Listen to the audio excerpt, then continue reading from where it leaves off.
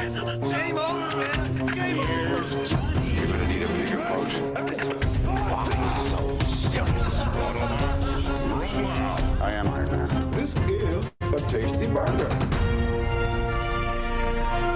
Welcome to the InSession Film Podcast. Oh, welcome to episode 633 for April 20th, 2025, and I'm JD Duran. And I'm Brendan Cassidy. Hey, thanks for joining us, everybody. We hope everyone had a great Easter or a great 420, whatever it is that you do right. to celebrate.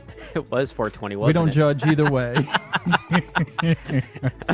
I actually, I found a really interesting fun fact about 420 just the other day. So my wife and I have been recently rewatching episodes of Home Improvement on Netflix, which is something I just love growing up. And apparently there's an episode featuring Dave Chappelle and Jim Bauer as guests. And it's season 4, episode 20. Of course. Right before they would go on to star in the movie Half Baked. Nice. There's a little prep. A little prep. Yeah. So I guess there's our little tie into April 20th right now.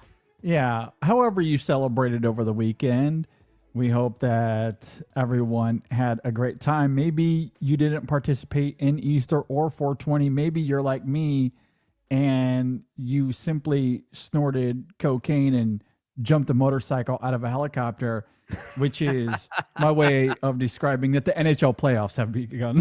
Oh, that's right. Yeah. It's high-octane energy, baby. It's NHL This is season for you, isn't it?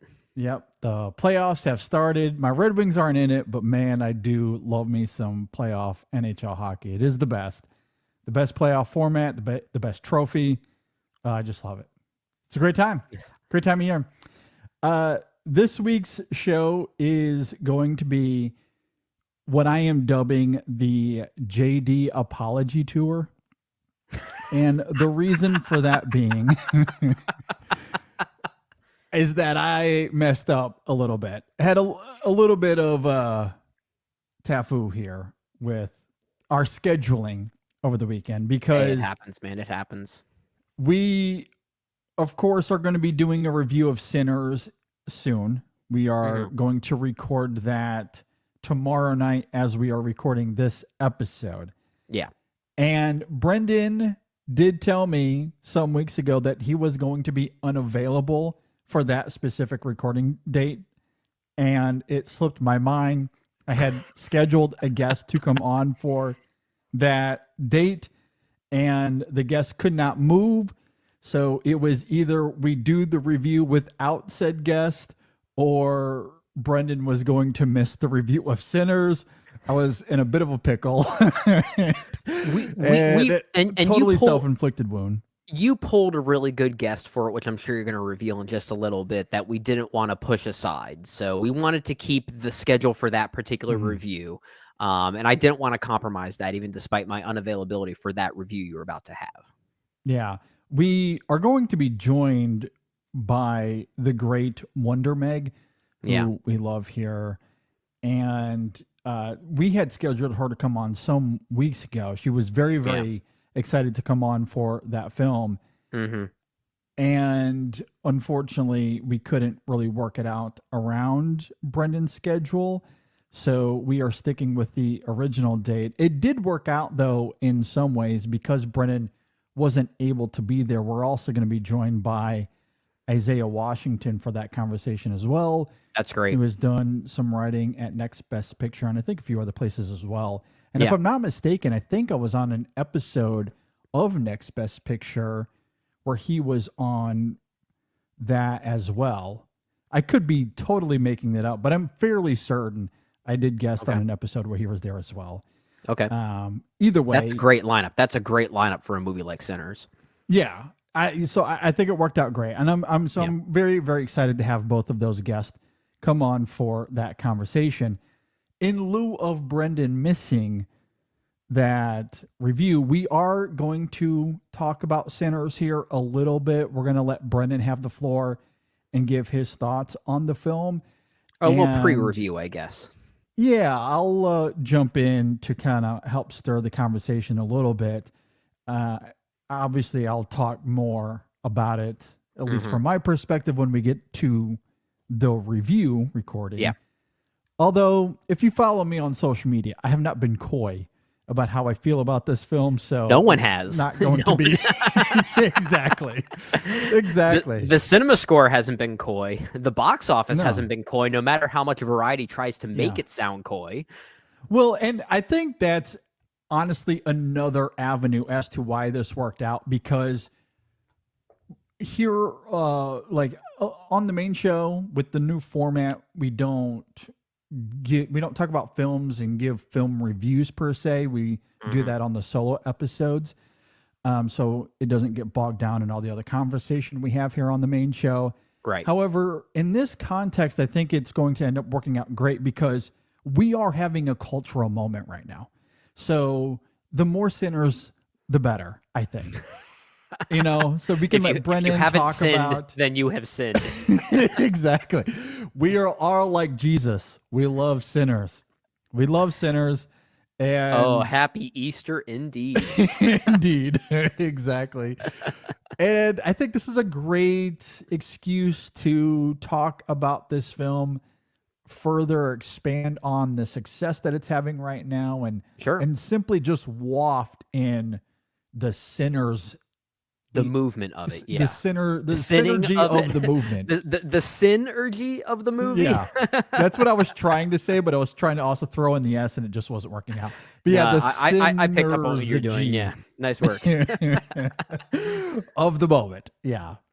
So that is how we are going to start the show here. Of course, in the back half of the episode, we will be continuing our Best Picture movie series as we get to the 1968 winner, Oliver, which was a first-time watch for me. I believe that was the case for you as well. I think you noted that last week, if I'm not mistaken. I kind of, because I guess I've had some familiarity with the original story from Charles Dickens' Oliver Twist, which I know many of us might have. But as far as this musical adaptation, which originally stemmed from the 1960 stage musical in London, that I was pretty unfamiliar with. Yeah, and I guess that's what I was referencing specifically. I think, Right. broadly speaking, we all know the Oliver Twist story to some degree or another, Right. broadly speaking. But yeah, I have never seen that specific iteration of that story in that film, that musical. And that won Best directed by Picture. the same director as The Third Man. Yeah, Very pretty crazy. interestingly. Yeah. Yeah, absolutely. So only 2 more weeks left of that series. It's very, very exciting. And another note before we get going here and we talk about Sinners. This week was supposed to be quite different as well, because we were going to have on a guest for this episode, and it was going to be about the news surrounding the Oscars and the inclusion of a new category for Best Stunt Design, which is very, very exciting. Now, It's about the time. topic that we are crafting around that news, we are going to say we are still going to do that. We just don't know when. It perhaps could be next weekend, the one after that. I don't know. It's coming up soon. So that is TBD. But I did want to at least start off here by acknowledging that news. Of course, Shadon and Erica did talk about it on our most recent Chasing the Gold episode, if you want to go and check that out. Right. But I wanted to at least acknowledge that news, maybe give some thoughts on it, because it is very exciting. We've been talking about this for a couple of years now. And of course, with the Ryan Gosling film last year, the idea started to percolate even further. The conversation really garnered a lot of momentum. Yeah. And it clearly worked. It clearly worked. I don't know if it was because of that film and the movement that it started, or perhaps this is something that's been in the works for years, and it's probably the latter. I think it's the latter, and I think The Fall Guy, that film in particular, maybe just helped push it along more quickly than it would have without it. Yeah, exactly. Very well said. So we are getting that new Oscar, and it's very exciting. I cannot wait to see that come to the ceremony. Not at this next year's Oscars. I believe it is 2027, if I'm not mistaken. Yeah. So soon, very soon, About we're time. going to have It's it. about time. That's really the only response I have to it. It's And as we'll talk about when we get to this particular topic that you're alluding to, so many movies should have been honored before with regard to their stunts because Yeah. stunt work is such an artistry that often gets ignored simply because it's not a category at most major awards. And I'm glad we're finally acknowledging it now. Yep.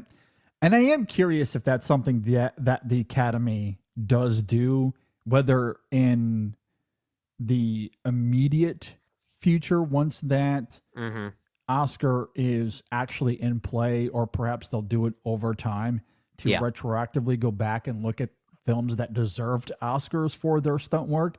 I don't know if that's something they'll do. Maybe they'll just do a big montage and we'll all cry. I think it'll be one of those. It'll be sort of like a failed in memoriam segment, I guess. Something like that. Yeah. Yeah, I do wonder if they'll acknowledge stunt work over the years, officially or unofficially. I'm curious who's going to be the first presenter. Is it going to be Tom Cruise? Is it going to be Jackie Chan? Ooh. There are several great Keanu Reeves. artists, Keanu Reeves, that could present that. Maybe all of them come out. I don't know. Well, they've done things It'll be like that fascinating. before. They've had multiple talents from different generations come to present awards together before. I mean, when Martin Scorsese won Best Director, it was presented by Francis Ford Coppola, Steven Spielberg, and George Lucas all together on the same stage at once. Yeah. So they could do something like that once again. I think that would be a great idea. Maybe those three. Maybe those are the three that you bring out to present that award for the first time. That's a great three. Yeah. It'll be fun. Either way, we're very excited about Best Stunt Design coming to the Oscars. And again, whether it's next week, the week after, I don't know when it's going to happen, but we are going to have a whole show dedicated to that news and talking about stunts and films over the years. Yeah, looking So forward be to that. on the lookout for that. Of course, follow us on social media as we'll make announcements as to when that should be unfolding. Now, before we get to Oliver, let's talk about Sinners. Ryan Coogler's latest. It is taking the box office by storm. It is taking the critics by storm, audiences as well. Brendan, you noted that it is maybe the first film ever horror film to get that A cinema score. There's been some confusion and ambiguity about this because the tweets going around were it's the first film in 35 years to receive that A, but then people were questioning what is the film 35 years ago, and no one could really pinpoint as to what that was. I know. Some people were even saying that this is the first horror film to get the A, so I don't know.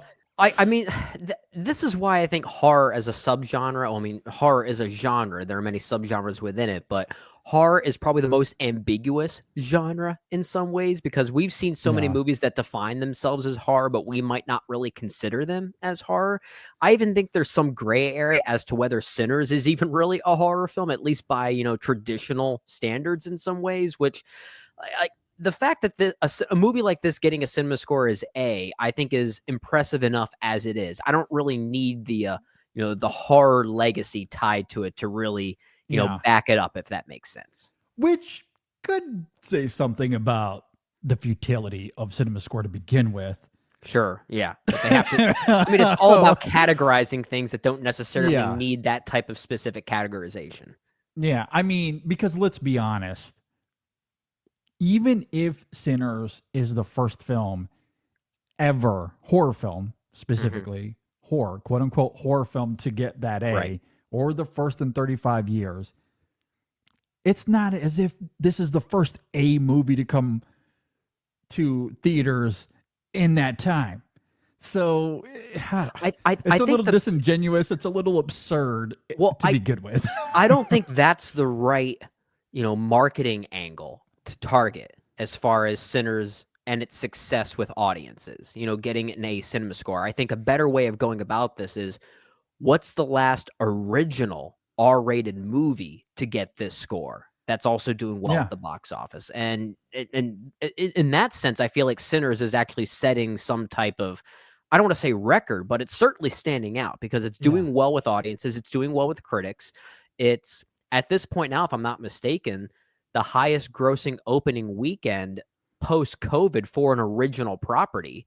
The other one being Jordan Peele's Nope. So these two films kind of driving that success. And weirdly, in many ways, I think both films actually have some parallels you can derive from each other.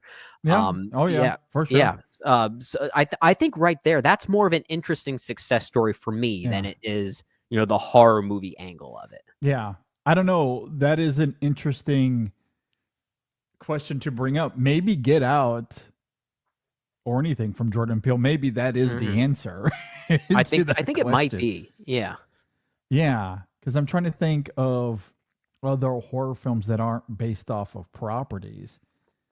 Because obviously you got the Deadpool movies, Joker, but all of that is built off of IP. The last R-rated original movie, I mean, the only other thing I can think of is Jordan Peele. Yeah. And you're right. There certainly are a lot of parallels to be made. There's no doubt about that. And that's why I'm trying to have a conversation around Sinners away from the horror movie genre, because horror can sometimes be a pretty divisive genre for many people. It's not always the most, it's not always the most universal. It's not always the most agreed upon. So if you see a horror movie that has maybe, let's say, I don't know, a B- or even a B cinema score, that could still potentially mean a great movie. It just might not be for everybody. It's just a very, it's a very niche kind of genre. But I think Sinners is doing something more interesting as a movie that separates itself from just horror movie categorization.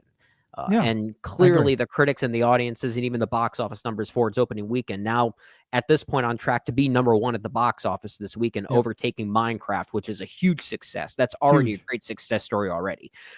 Like that's pretty cool. That's pretty cool to see. Yep. It is currently sitting at $45.6 million domestically, 61 worldwide in its opening weekend. Do not pay attention to the trades and their disingenuous headlines. That is absolutely absurd and ridiculous that they are spinning this a certain way as far as, oh my God, is it going to make up its money again? I mean, obviously we all know they're doing that for rage bait and clickbait, and maybe appropriately, they have sold their souls to the devil, which they've done generally for a long time now. They have sinned. Any sort of integrity they did have, all of that is certainly out the window. I mean, of course, it's going to make its money back at some point in time, right? I mean, like that's a bad headline in many ways. Like it's terrible. It's absolutely really it's absolutely the worst. Sinners will make its money back, whether it be with strictly the theatrical receipts or when it gets to premium VOD. Either way, collectively, that film will be profitable. There's no doubt about it. We've talked about this many times that I feel like Hollywood in general, regardless of the trades that reports on them, Hollywood in general is too focused on the short-term bottom line as opposed to the long-term bottom line, as if the short-term bottom line is the success story. And in some cases, it's not the case, right? And that's not to say Sinners will be a long-term success. This could be a movie that has some legs, even at the box office in the coming weeks. We shall wait and see. I think so, and that's why so much of this is premature as far as those specific headlines go, because what we saw over the weekend was a cultural moment. This is akin to Dune Part 2 last year, Barbenheimer, yes. Now, it might not make as much money as those other movies, but in terms of the cultural imprint that it just had, it is up there with those movies. There's no doubt about it. And because it is this gothic southern horror vampire movie, maybe it's not going to make as much money as a Barbie or a Dune. But it's going to do well. Like, this is going to be a film that has legs. I agree. It will. It'll be in theaters for a little while. And those numbers alone could be enough for this to make its money back, let alone whatever it does on premium on demand. Yeah. Which those numbers are never publicly available, but one can assume it's going to do well there as once it gets there. And it seems like a lot of people like it. Whether you're a critic or just a general audience member, a lot of people seem to be going for this one. Yeah. Well, I guess using that as a transition, Brendan, do you want to just go ahead and reveal to us how you feel about Coogler's latest? Are you a sinner? Are you one of those beloved sinners that have joined the movement? I'm a sinner. I went for this one. I absolutely went for this one. In fact, if we go back just a few months, and when I say a few months, I really mean the beginning of 2025 when we did our most anticipated of 2025, I had Sinners somewhere in my top 5. And primarily because I saw it as a movie that could potentially be not just a cultural movement, but one of those examples of Hollywood getting back into their roots of classic Hollywood filmmaking for big movies that still didn't quite have, let's say, the Disney budgets to them, if that makes sense. And it seems like that is happening. And I don't say that to toot my own horn. I say that as a celebration. I'm glad to see a movie like this that's not based on an existing property do well, even if it is pulling from familiar lore. And that just simply being vampire lore. But I definitely went for this movie. And I like the genre meshing of it, which is what most people seem to be talking about. It's actually not a perfect movie. It's kind of a mess in some ways. And it kind of reminds me a little bit of when Quentin Tarantino made movies like Django Unchained or The Hateful Eight, where he was basically making a classic Western / character study / thriller that would then give into almost grindhouse movie tendencies to climax themselves.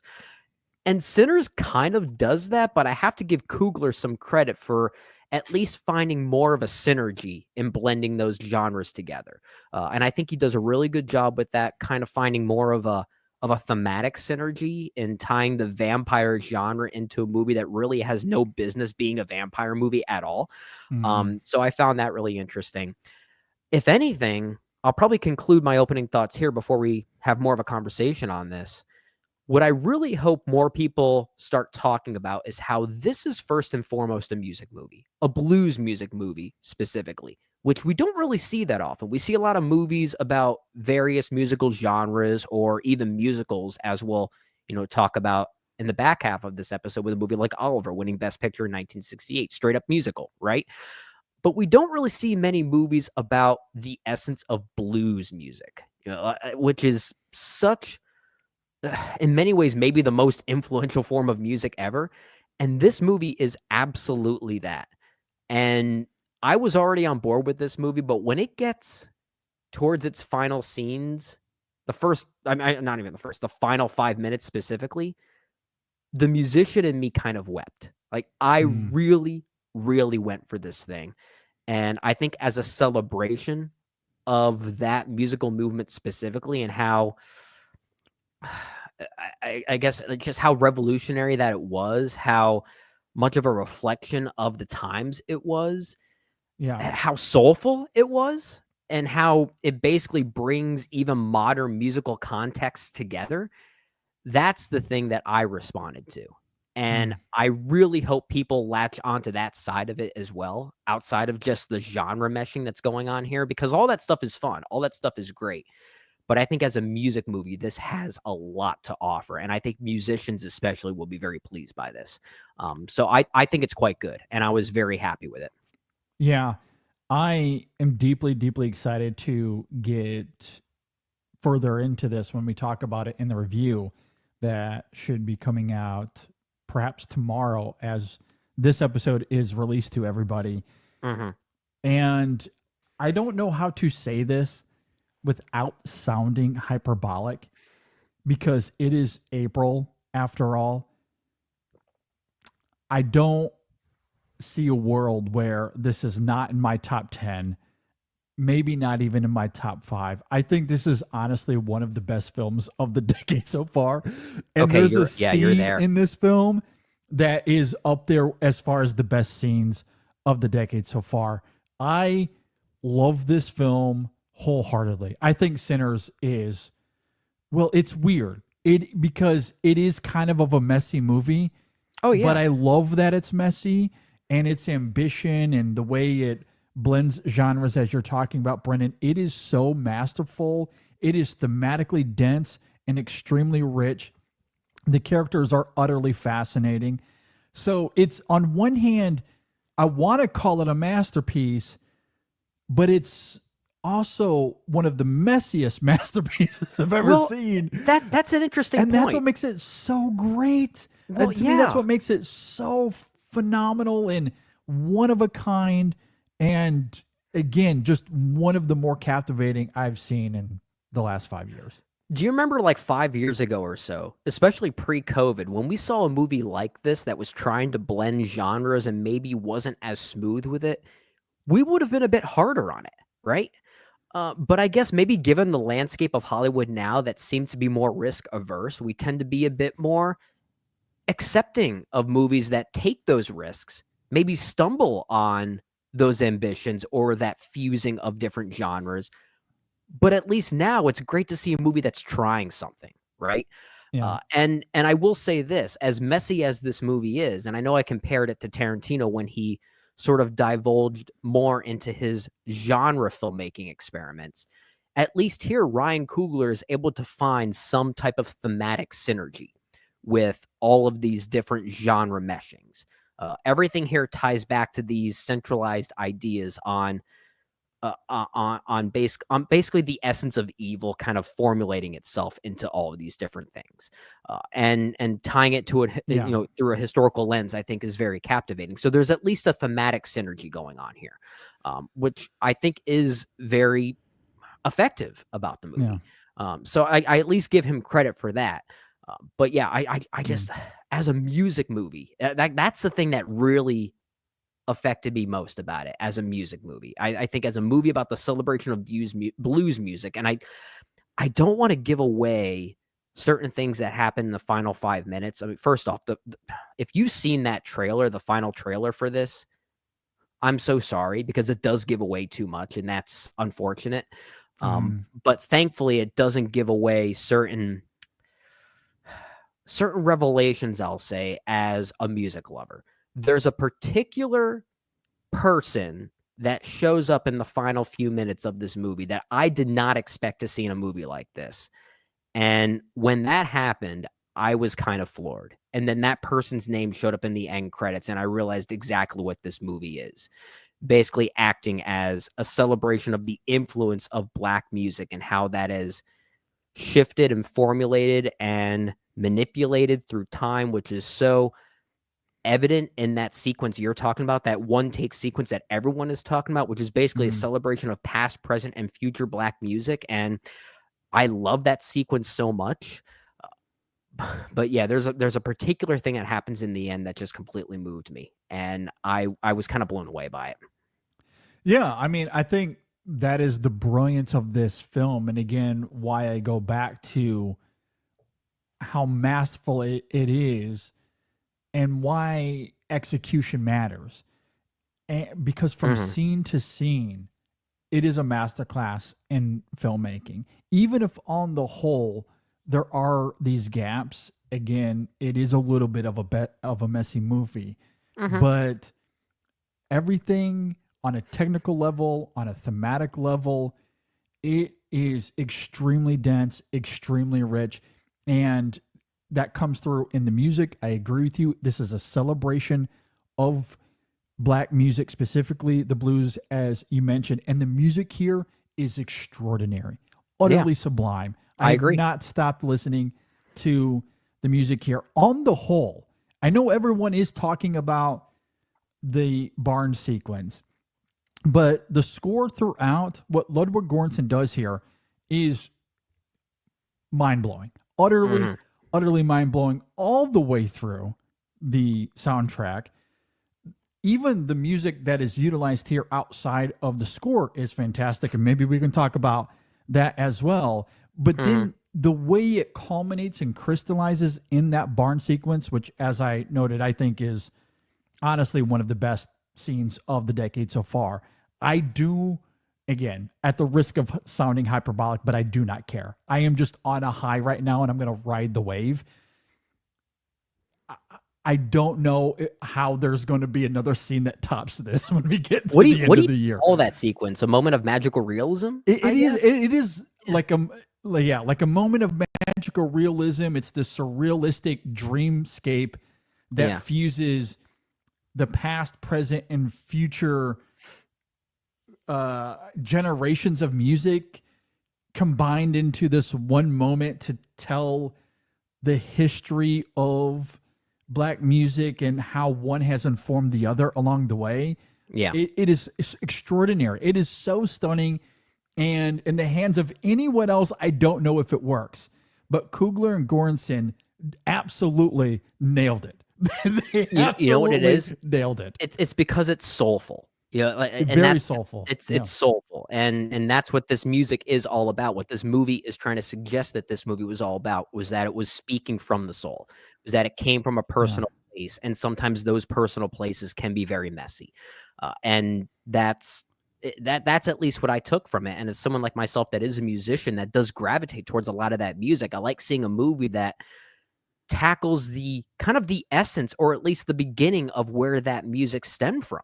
I mean, this is the 1930s, and in many ways, blues music was the essence of most musical genres that we listen to today, whether it be rock and roll, whether it be hip hop, whether it be just straight up R&B or jazz. Yeah. A lot of it came from 1930s blues music, especially those that originated from, let's say, Mississippi or Louisiana, the Deep South. That's where that great blues music came from. Yeah. And this movie is a celebration of that, which is why the film's coda is probably one of the best things I think I've seen all decade, as that celebration, as that liberation of that, as a celebration of the good times, even despite the bad times that surrounded it.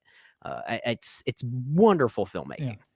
Yeah, but it's also about how that deep connection to music tethers to capitalism and assimilation, the struggles of passing. The film also has these incredible nuances around Irish colonization, around the deep ties of East Asians in the Delta. It's about the Bayou superstitions that exist, how all of that fuses together to tell one seamless story. So on a metaphorical level, there are all of these incredible like layers of Americana, deep South Americana that has informed so much culturally over the last 100 years or so. And again, in the hands of anyone else, that might just be interesting but messy. But there's something about how Coogler takes all of those ideas, how he executes on those ideas here, that blew me away. That clearly worked for a lot of other people, given the discourse out there. So as much as it is a celebration of music, and I do agree that it is that, but I think it's also this incredibly thoughtful and wonderfully provocative exploration of assimilation and Irish colonization, how those things are working congruently and in contrast to each other throughout the film. And that's why having Jack O'Connell as your antagonist here is a brilliant decision. Because he is ultimately a character that empathizes with these other characters around him, but he has an emotional motivation. He has an emotional motivation. And when, like given the history of America, particular the idea of like white America taking some of these things musically and making it their own, that is another element of this that Coogler is kind of tapping into. But more than that, I think that's more on the back burner. It's more so like the congruent and contrast of the Irish heritage and colonization, how that kind of, or not even kind of, how that very much taps into the Black Southern narrative, I think is brilliant. It's nothing short of brilliant. There's a fusion there for sure. And I do respect Ryan Coogler for going out of his way to make Jack O'Connell a villain for sure, but not one that's fully, I guess, devoid of sympathy. Like there's at least a little bit of pity you can have for what his motivations are, and you kind of understand that. But he's still a very despicable human being. You can have it both ways, and I think Jack O'Connell's performance is able to balance those things, and why he's so effective there. I think in some ways, given what you're talking about, the movie kind of reminded me a little bit of. I mean, first off, it did remind me a little bit of Get Out, thematically speaking, but it also reminded me a little bit of, remember the movie The 40-Year-Old Version from 2020, which was a movie that was essentially all about the way white Americans respond to black art, and sometimes how that response might be not the most genuine response. Maybe there is a sense of envy or a sense of feeling that these people need to entertain us. And I think this movie's kind of getting at that a little bit as well. Get Out was very much about the idea that white Americans have become kind of envious of the gifts of black Americans, and they wanted to take that from them. There are parallels. There are definitely parallels. There are absolutely parallels. And I think this movie is using blues music and the essence of black music to kind of talk about similar things as well. And I was very much reminded of that, but it does so in such a way that also weirdly includes vampires. We've rarely talked about the vampires yet in this conversation. Well, and that is the thing. Like there are all of these incredible, like metaphorical or thematic ideas flowing underneath the film that I absolutely love, because you're right. I mean, we could talk all day about the parallels between this film and Get Out. And I was very much drawn to that here when you see the connection to, Southern Bayou, Black American culture, to the Irish colonization that you see in the film, and those images of Jack O'Connell's character when he is trying to essentially steal or manipulate or exploit, that musicianship that we see there at the end when he's like, that's what he wants more than anything else. Like that's what he's trying to take for maybe affable reasons, but not the right execution, I guess. Yeah, for sure. Absolutely. And again, the history of that, like that subtext that is brought into the film, I just think is incredible. But to your point, it's just also a really fun vampire flick. Like there's so much on the surface that's just incredibly diverse. It is fun. Yeah, I will admit, and this is not really a knock on the movie, even if it might sound like a knock. The vampire stuff in the movie is probably the least interesting part, just given how great everything else works. I think the first half of the movie is stronger than the second half. But I do think the movie sticks the landing, absolutely. But the vampire stuff is still fun. Like it is still fun. I think Ryan Coogler as a filmmaker, I think his strengths are more in the domesticated side of things. I think he's better at the slow burn dramas than he is at maybe the genre thrills. But even so, like I've seen other filmmakers tap into this type of ambition and completely fall on their face. At least there is a sense of synergy and a consistency here by comparison. So I at least have to give Ryan Coogler some credit there. Well, again, and that's why it's a messy masterpiece, I guess. I mean, because like I don't disagree that the vampire stuff in the back half of the film, the way it comes and goes, is perhaps a little fleeting, but I love it in execution. I love that it's here. I love that it's here, honestly. Yeah, and I think past Brendan, pre-COVID Brendan, would have been harder on a movie like this for stumbling on that ambition. But we need more movies like this now. We need more movies that at least have the urge to try something. Well, but see, and that's like, I think it connects to the film's nucleus. Oh, it does. Even if on the surface it does maybe seem like it comes and goes without the same precision that you saw in the first half of the film. I'm very much okay with that.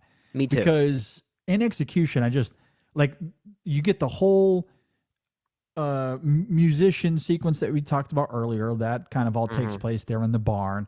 Some of the individual moments, such as some of the sexual energy, we'll just say, I think is really great. You get that moment with Michael B. Jordan and Haley Steinfeld, where let's just say that like the vampire stuff starts to kick off. Like that whole sequence, I think is really great. Then you get what I'll just dub the Jack O'Connell sequence, his moment of music in the film, which is glorious. Absolutely stunning as well. Like I love how Coogler incorporates that into this film. So like from moment to moment, I am that meme of the guy sitting forward in the chair. Like that is that like every it's scene, always like every new interesting. scene. Yeah, like it's like, and that's like the execution in every moment I think is masterful. It's got conviction. It's got conviction. Like I don't think he could have done any better as far as what he brings from moment to moment. Even if on the whole it's a little, we're kind of doing this. We're a little bit kind of all it's a over. lopsided movie in totality. But at least the vampire stuff here does have a symbolic purpose. It's this symbolic conjuring of evil as opposed to just a literal conjuring of evil. The one thing that's talked about a lot is how I know this movie is being billed as a Michael B. Jordan vehicle, but he's not really the main character here. In fact, I mean, his two characters are really supporting characters in many ways. This is Miles Catton's movie, who plays Sammy Moore. It really is his movie. And he is unbelievable. He's great. He's absolutely great. So convincing. So convincing. Wonderful. Absolutely wonderful. But as Sammy, he's constantly told that, you know, his abilities as a musician can conjure evil, I'll simply say, as far as paraphrasing it. That's the opening of the film. Yeah, that is the opening of the film. But there is something thematically, I guess, pertinent to that, right? Like given his abilities as a black artist, that could bring out animosity in those that maybe don't understand it or maybe see it as a form of taking away maybe an art that I want to gravitate towards. But you know, there is something about that. You know, like his talents could actually bring out animosity in those. So there is something kind of fitting that his efforts here are going to bring out some type of spiritual evil in some ways. So even as messy as the film is on the surface, there at least is some type of thematic connectivity in all of that, which I at least appreciate in a movie like this. Well, exactly. And that's what I go back to with this film is, you know, even if on the whole it is bouncing from place to place, like some people have pointed out as an example. And I love the moment. I think it's really great. Is it a little funny that we get these Native American vampire hunters that are in one scene and are never talked about again? Like they just disappear. Sure. Like it's a little odd that they're in one scene. They're never talked about. We never see them again. We just know that they're trying to hunt down this vampire. Is it a great moment in a vacuum? Yeah, I loved it. And so there's just a lot of things like that on the whole, it raises these fascinating questions that I really do love. And to your point, to me, that's what makes the film great. From moment to moment, the filmmaking execution is pristine, but more than that, the thematic and metaphorical undertones that connect everything together, that's what is masterful here. And that's what's brilliant, and that's what makes the film what it is. And it's astounding. It's nothing short of astounding. That scene involving the Native Americans is probably the one scene I'm closest to saying maybe we didn't need, but there's also another aspect of it that I did appreciate, which involves Jack O'Connor, who plays the character of Remick, if I'm not mistaken, where he's able to manipulate these two individuals by observing something that they have in their house, I'll simply say. And I'll be a bit more direct in saying he plays the race card.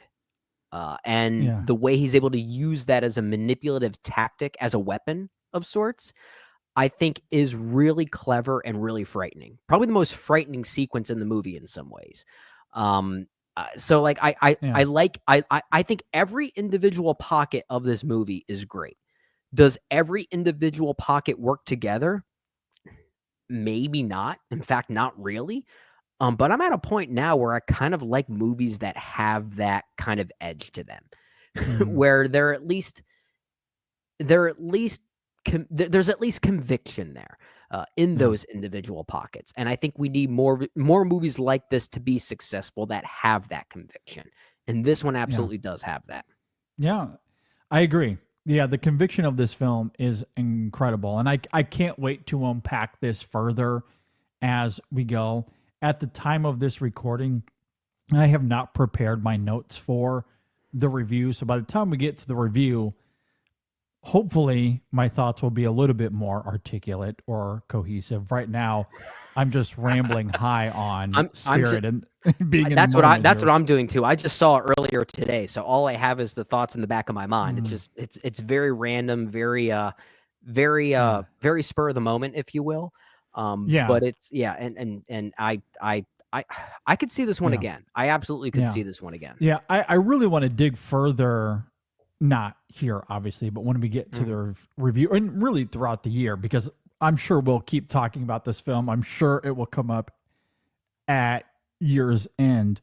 But I do want to unpack further, again, those parallels between colonized Ireland and the Jim Crow South, because you have Mhm. two marginalized groups that in a lot of ways can empathize with each other, but there are differences in the ideology of freedom and how they go about, I guess, the execution of working against the opposition, at least in some ways. And this is why I want to Mhm. continue to unpack it, because the vampire metaphor of it all certainly suggests this idea that one group just continues this vicious cycle of violence Mhm. and oppression.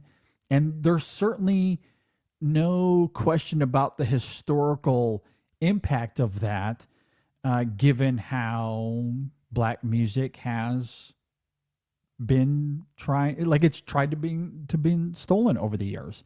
It has, That and is a factual thing. it's also the word I'm what's the word I'm trying to look for here? It's also very stimulating, I guess. It tends Mhm. to bring out both the best and worst tendencies in people, whether they be an audience member or maybe someone that's influenced by it. Which is Yeah. why I think by saying, someone like Sammy and his abilities to conjure both the past, present, and future, I think is so powerful in this movie because it brings out both the best and worst tendencies in everyone around him. Yeah. And that's why I see the vampire lore here as kind of a symbolic conjuring of Mhm. hate more than anything else. Yeah. And also for, Yeah. just to talk about the vampire lore as treated in this movie, it gets very silly at times in the way that it treats its vampire lore, but Oh, sure. it's knowingly silly. It's very Yeah. self-aware in how much this becomes a vampire movie to the point that we get straight exposition dumping into how vampires work in this movie, and it's Oh, actually yeah. kind of funny. I actually had a good time with that, which I Well, appreciated that. yeah, and I want to get back to my thought in a second because I didn't Mhm. get a chance to finish it, but I do want to to echo what you're saying there, and I did note this earlier. Like, I do love the layers here as far as Bayou superstition goes, Mhm. and that is what's tethered to the vampire lore here, and that's a thing that historically has been around for decades as well. So it's not like Kugler isn't just conjuring that out of nowhere. That is something that No, plays that to the exists. culture. Yeah. Yeah. So I find that fascinating. But getting back to my thought, because I did want to finish it, that, again, going back to that, to those parallels between these two marginalized groups, Mhm. I do think it's fascinating that the film is suggesting that, one group is continuing this vicious cycle of oppression and violence, and that comes through in the vampire uh mythology that we see here, and the Mhm. Jack O'Connell character, and he's really terrific in this film. Yeah. I do love that. And it's interesting when you compare that to the Michael B. Jordan characters, without giving too much away. But early on, it's established that they are essentially gangsters from Yeah. Chicago. Well, they're from, deep Mississippi, but they go to Chicago. They steal from the mob, essentially. Yeah. But the difference between those characters, between Smoke and Stack, and I love that as a name. love those two characters. And Very literal, but I love it. yeah. I love how they indulge in violence in a way, but for them, it's not about, like, they're not trying to oppress as much as they're more like Robin Hood. They're thieving and giving that wealth back to the community. There is a level of capitalism to it, so it's not quite as literal as that. Yeah, they're not fully off the hook, I'll say, but I get where Ryan Coogler is getting with, with their stuff. Like, they're at least trying to give back to the community. Again, through the funnel of capitalism. They're not just giving the money that they stole away, but they are creating something for the community. They're creating their own capitalistic environment. Which I think some people would argue is the right way to go for them, given what they've been oppressed throughout. Exactly. So it's a little bit of that. America has oppressed this culture, this community. They were able to kind of get away from it a little bit, and even though they engaged in these dubious activities, you could say, they were doing it. Or at least they were taking their winnings and giving it back to the community. And like that, in contrast to Jack O'Connell, I think is really interesting.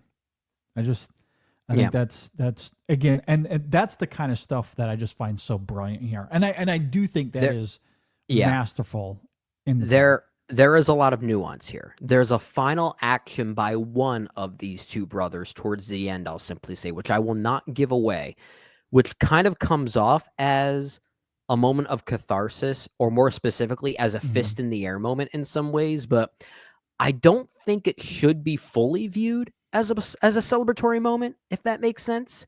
Just given the hateful back and forth that has occurred between multiple demographics, I'll simply say. There is kind of a devastating notion to it, even if you do root for this specific character's actions and what he's doing in the moment. There is nuance there. There is a complication there. And I appreciate a movie like this that's getting this type of buzz from critics and audiences that's also willing to challenge its audience. I like that. I really like that. So good. The film was great. Hey, it's a good movie. It's a good movie. I love it. I hate to sound hyperbolic, but I've been on such a high. It's all I've thought about all weekend. I've listened to this soundtrack a gazillion times. If you're a fan of blues music, you need to stick to the end. And I know a lot of publications out there have already stated that there are quote unquote post-credit scenes to this movie. Yeah. I don't want to call them that. They're not really post-credit scenes. They're really, in many ways, it's basically the ending of the movie that just happens to happen simultaneously with the end credits. That's basically what it is. But there's an allusion to blues music, I'll simply say, that really does a great job tying these themes together, musically speaking, in a beautiful way. Yeah, that's great. I loved it. It is a rich, dense movie, all wrapped up in a messy vampire flick that is badass. That's really great. And I can't wait to talk about it even further. This was like a great appetizer to the review. So basically all it did was help formulate your thoughts for the official review coming up soon. It got things kicking for sure. Good. Yeah, because I haven't, again, like I said, I haven't done my notes yet, but it's got the wheels turning. And I can't wait to talk to Megan. If I have any job on this podcast, it's to help do your research, I guess. It's to help inspire. Yeah. Love it. Okay, well, in addition to the Sinners conversation, and I didn't really anticipate that this is where this would go, but maybe I should have, because that is ultimately how Brendan and I do things. Because we were also planning on maybe doing a summer preview on this show, because again, next week we might be diving further into the best stunt design conversation we noted earlier. Yeah. So we felt like we would get a jump start on our summer movie preview. We might have to wait on that though, because we are going a little long here. We probably should get to Oliver. I mean, do we So have what are you much to say feeling? about Oliver? I mean, I don't want to be disingenuous to the film, but I'm not going to be mean to that movie. But I'm just trying to think of like what's more interesting at this point in the conversation right now. yeah, I also don't want to shorten the preview segment just to sort of contrive this Oliver segment into the show, because fair. we are going long, like we're close to an hour already. That's fair. That's fair. You know, That's fair. so what do you think? Maybe we'll hold off, even if we got to do the preview in 2 weeks. Maybe we'll just hold off. We can push it off. I mean, I guess in some ways the summer technically starts in 2 weeks with Thunderbolts opening on May 2nd, if I'm not mistaken. Yeah. Which is kind of weird to say. I feel like the summer has already started, at least the summer season with Sinners. Arguably. Yeah, arguably. There's no such thing as seasonality when it comes to movies. Especially in Florida. It's No. always summer here. It's always summer in Florida. It's always summer in San Diego, apparently. Yeah. Seasonality doesn't exist in certain places, but it certainly doesn't exist in Hollywood. Yeah. But yeah, maybe we hold off. There's definitely Well, some things we can talk about with the summer season. Let's do this. We'll take a break and we'll come back and we'll do Oliver. And if at the end of that conversation, if there's time, maybe we'll do a little appetizer for the I like the way summer you're preview. thinking. When's the last time that we've completely manipulated the structure of one of these episodes mid-episode? It doesn't happen often, but like it's in the schedule. I do have it here, but I didn't want to shorten the Sinners conversation because I was having so much fun. But we're going a little long here, so we'll just kind of we'll see how it goes. We'll see where Oliver takes us. We'll see where Oliver takes us, and then if we have time, we'll talk a little summer movies. So Okay, sounds we'll good. take a quick break here for a moment. All right, Brendan, let's talk about swag and InSession Film T-shirts. You gotta love them. We want you to have them. Yeah. So for those watching on YouTube right now, JD, you want to do a little modeling for us right now for those? I can. Here, I gotta stand up a little bit so you can kind of read it. Look at But this I beauty. got- Everyone watching on YouTube, look at this beauty. Movies are my expensive form of therapy. How true is that? Yeah, exactly. So this is an awesome T-shirt that I really like. It's taken from the Tim Burton quote. I believe it was Tim Burton that said movies are an expensive form of therapy, which we've always taken as so is podcasting. It's kind of an ethos for the Movies, InSession Film podcasting. Podcast in some ways. Yeah. So we've turned it into a T-shirt so you can get, movies are my expensive form of therapy, which they are. Great shirt. We love It's a going great to the shirt, movies. man. Yeah, even the shirt itself looks great. Like Yeah. it wraps perfectly. Like it's Yeah. like you look muscular as hell in that shirt, Oh, man. thank you. It looks I great. appreciate it. Yeah. So it's a great T-shirt. Please go and get your therapy T-shirt, Your especially therapy after T-shirt. this last weekend, because it feels like Sinners was a therapy session for all of us. Oh, We've we're all- gonna need a Sinners themed shirt at some point soon, right? Yeah, exactly. So go and get your therapy T-shirt. But we also have a new T-shirt. I haven't gotten it yet. I need to order mine this week. And we got a brand new design. It says Film Score Junkie on it. It's got a great little logo there. Hope people go and check that one out. It's really, really fun.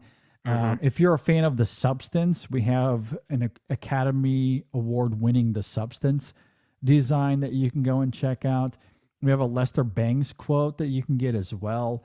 And we have an Arrival design that you can check out. all kinds of fun stuff. We also have Women in Session, Chasing the Gold. Of course, all of our main logo. Like we have all of that available. And if you want to get your InSession Film gear, that you can go to InSessionFilm.com/store, or you can go to our store on TeePublic, which is now Dashery, InSessionFilm.dashery.com. Again, that's InSessionFilm.dashery.com. If you go to that link, you'll see all of our designs in one place. It's very simple. It's very easy.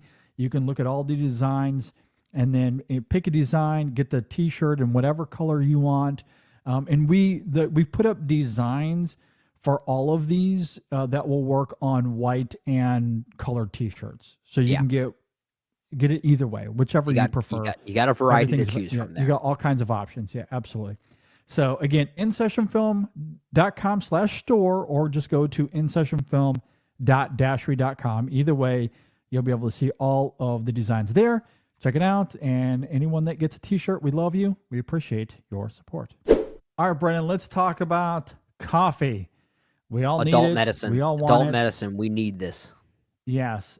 It is incredible how your day can turn around on a cup of coffee. I have 2 young kids. We are recording this, as we noted up at the top of the show, on 4/20, which this year is also Easter. And I woke up very early on in the morning because my young kids like to participate in egg hunting. The Easter bunny came and left eggs all over my damn house. And so the kids wanted to go and do their Easter stuff. So there you go. They had a lot of fun. You've been up for 48 hours. Yeah, been up for a long time. And while I did have a little cup of coffee while the kids were hunting their eggs early on in the morning, it was a long day. You know, you go to the in-laws' house, you have a long Easter or a huge Easter dinner.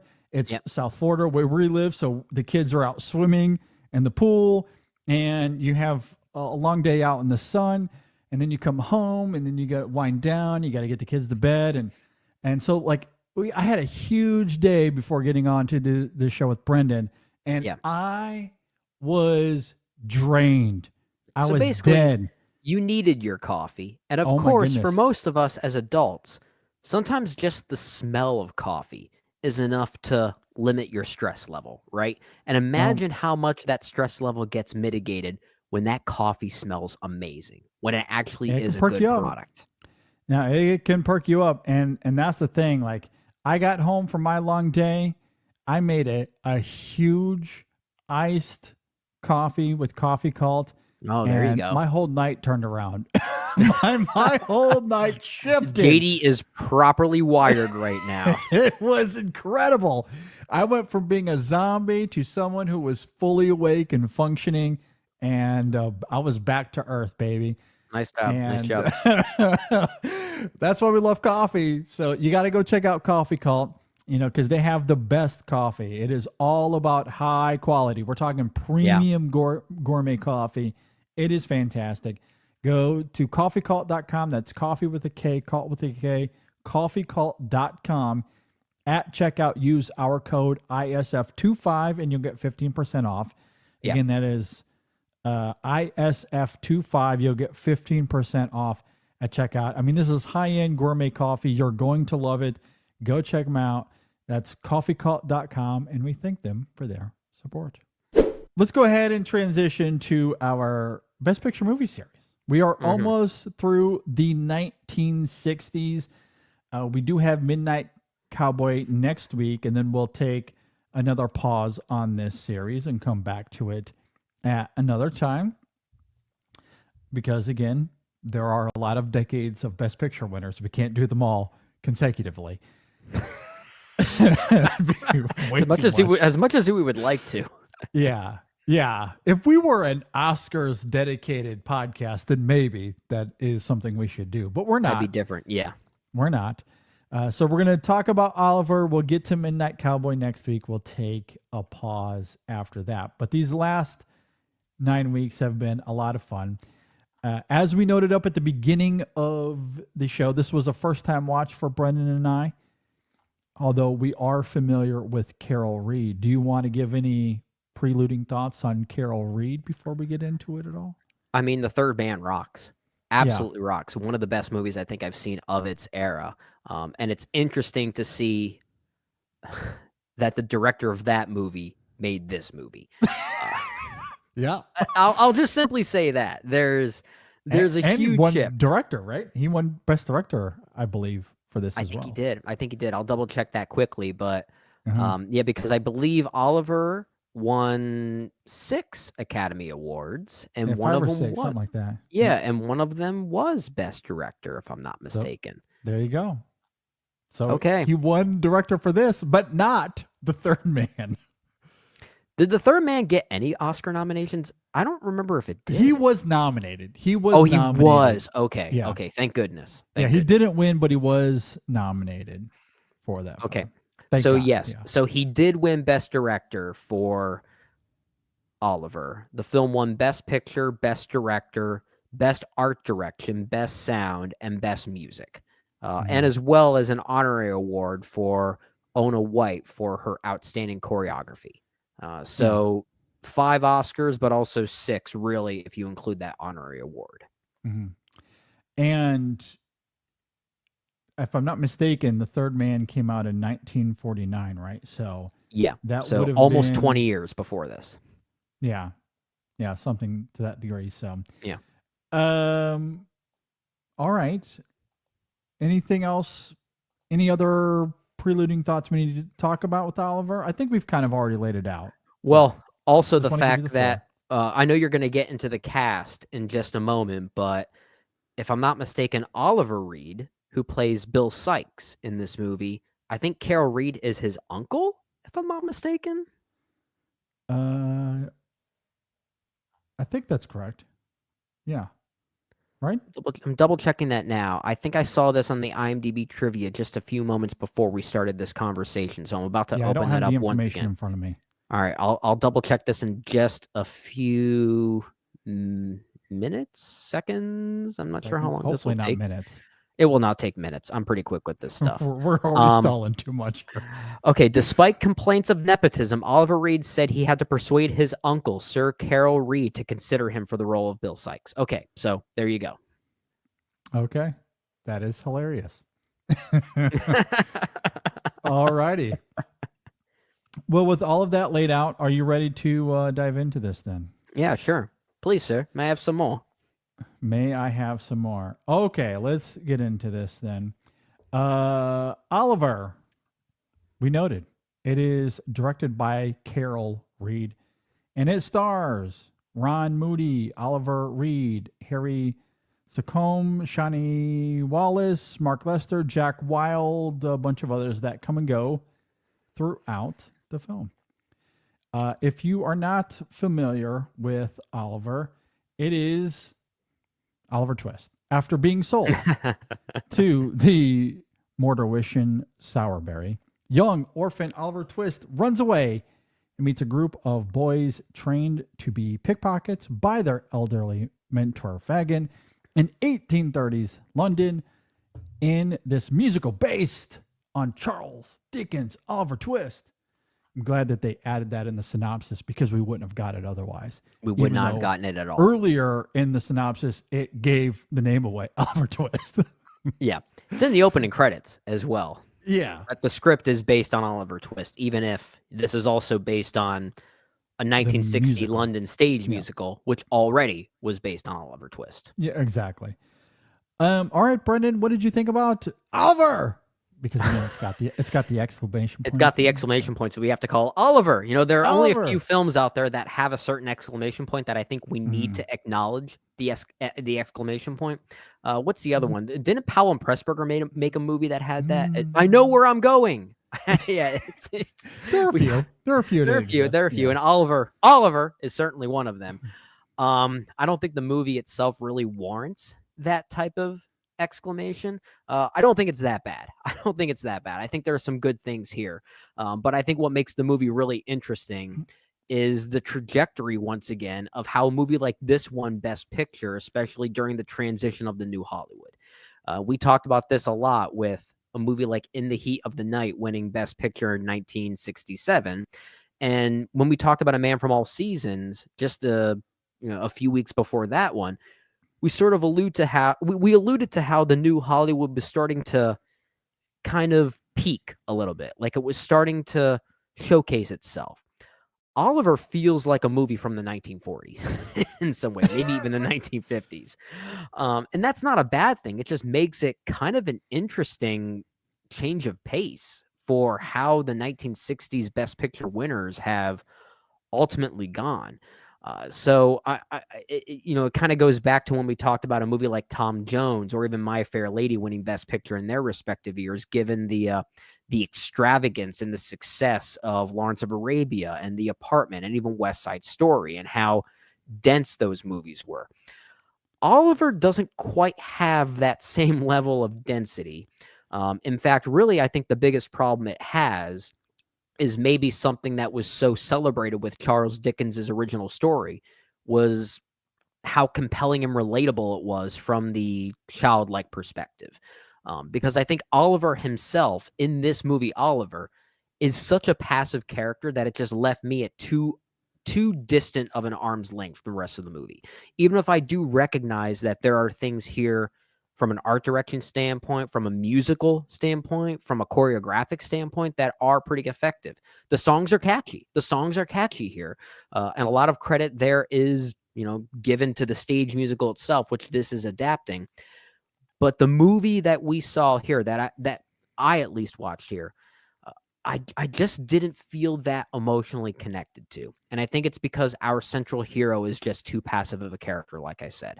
And I think that just keeps things too distant as the main conflict starts to arise, especially in the back half when we see a really sinister performance from Oliver Reed, who plays Bill Sikes, who may be one of the most evil movie characters of all time. I think that's maybe not even a hyperbolic thing to say. He's one of the most evil people I think we've ever seen in a movie. And even then, I wasn't too angered by him. And I think it's because the movie just didn't do enough of the work to anger me and stimulate me in that way. So it's a very, very strange change of pace for a movie like this, especially given the 1960s. But I think there are good things here, aesthetically speaking. Yeah. Before I get into my thoughts, I do want to reiterate what we talked about last week. This is a fascinating winner in the context of the 1960s because we spent quite a bit of time last week talking about how In the Heat of the Night was this refreshing change of pace for the 1960s. The American New Wave. The American New Wave that very much picks up steam once we get to Midnight Cowboy and especially into the 70s. Yeah. Oliver is this weird 5 steps backwards that the Academy does from time to 5 steps, time. more like 35. Well, it's one film in an era where the tides are shifting. It's That's a what I mean by a single year small step. backpedal. Yeah. It's a single year backpedal that is, to be fair, in line with the rest of the decade. Really, when you look at the 60s on the whole, which is what we're doing with True. our conversation, our best picture movie series, we're talking about the 1960s. In the Heat of the Night and Midnight Cowboy are those stand out as caveats. They don't really have much in common with the rest of the decade. Oliver does. Oliver is in line with the rest of this decade. That's a great point.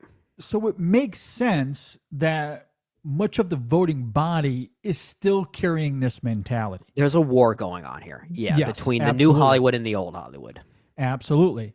And then you get to Midnight Cowboy and you start to see the new Hollywood start to have its way. And that would not slow down at all in the 70s, which is very exciting. We'll certainly get to that decade at a later time. So Oliver winning isn't surprising per se, given what the 60s were. It's just a funny little... But I thought we were moving in this direction and we took a step backwards. Sorry to cut you off here because that actually is a really great point, and I probably should have acknowledged this in my opening thoughts and why Oliver feels so strange in the context of Best Picture winners, because we're also looking at this in the context of all Best Picture winners and the way Hollywood was ultimately going.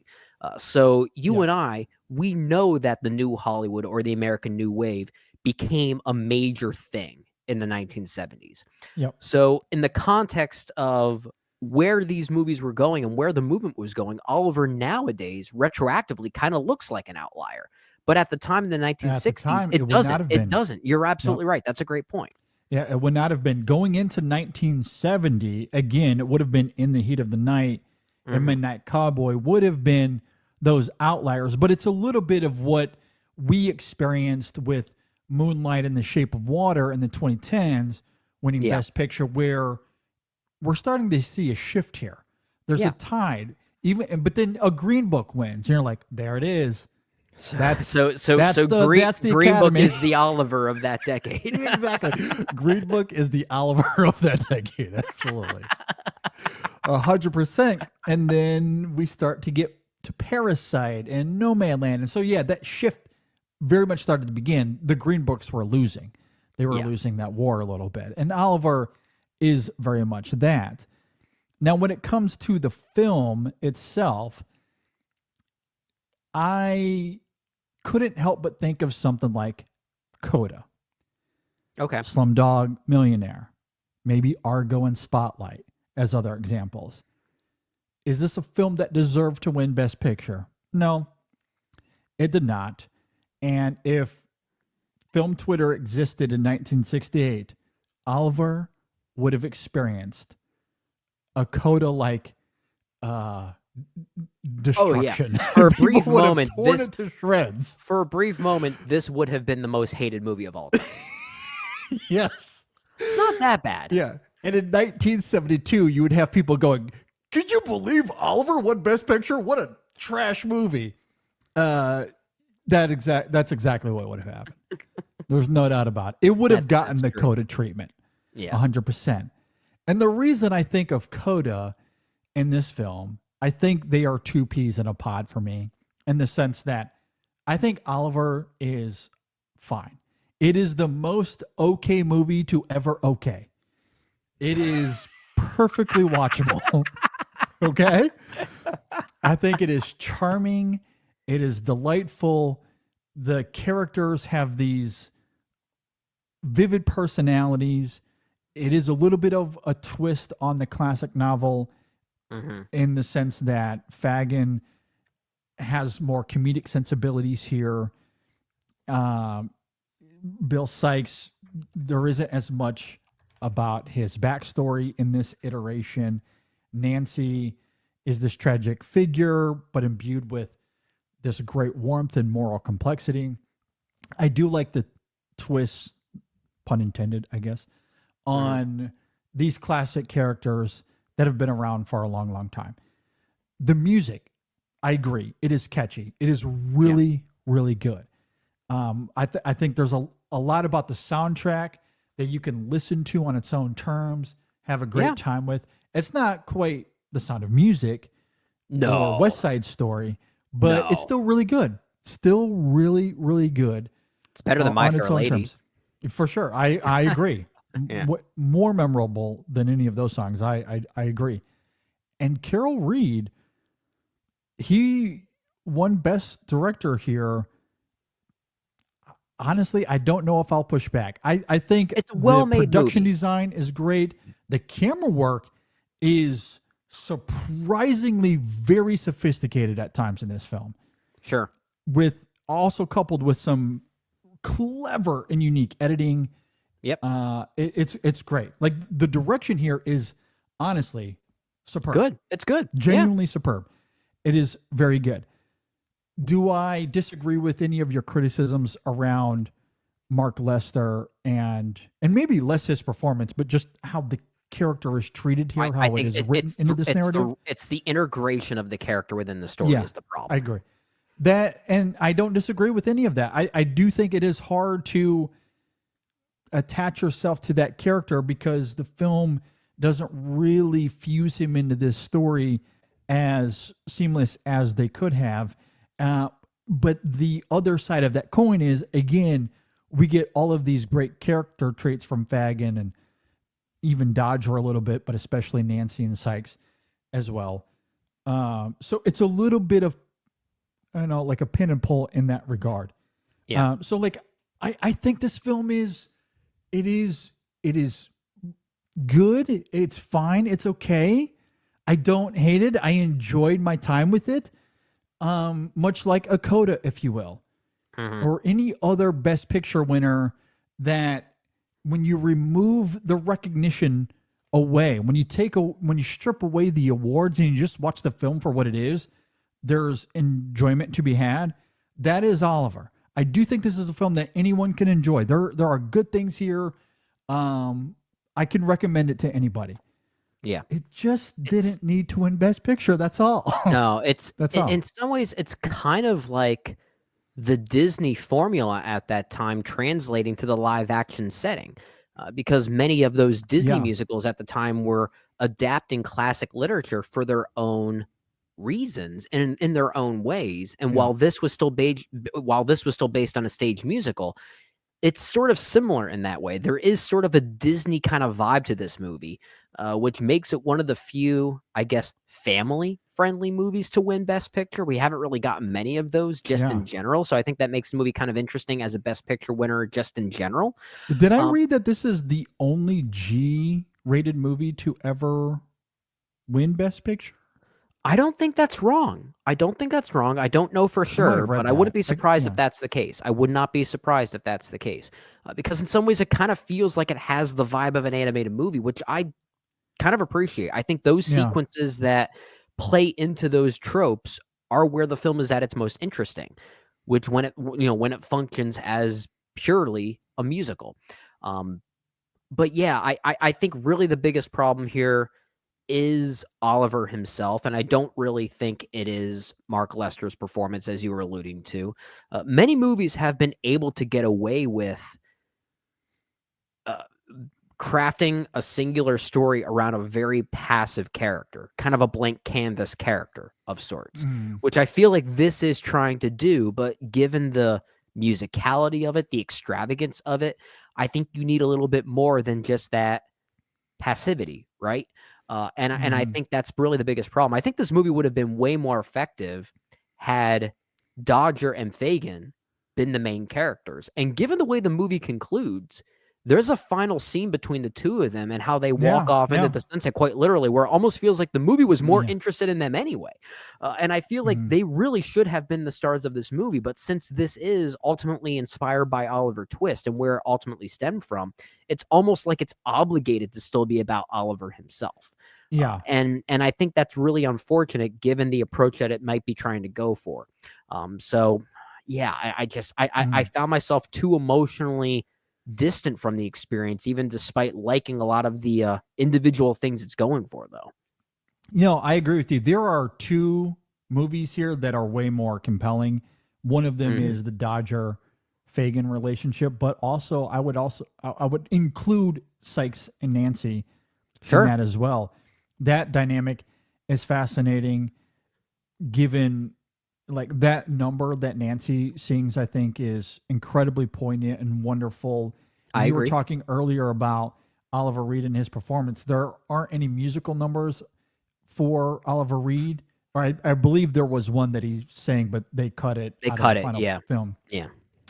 And honestly, I think that's a great call. Now, whether that was because he couldn't sing or not, I don't know. It worked by for accident, debate. I guess. Yeah, because it made him more intimidating then. I agree. I think he is very intimidating. He gives a great performance. He is a threatening menace in this film, and I love the prowess of that in his performance and how that toys with the Nancy character, how she is allured to him. She wants to be with him, but she's also completely disengaged by the violence.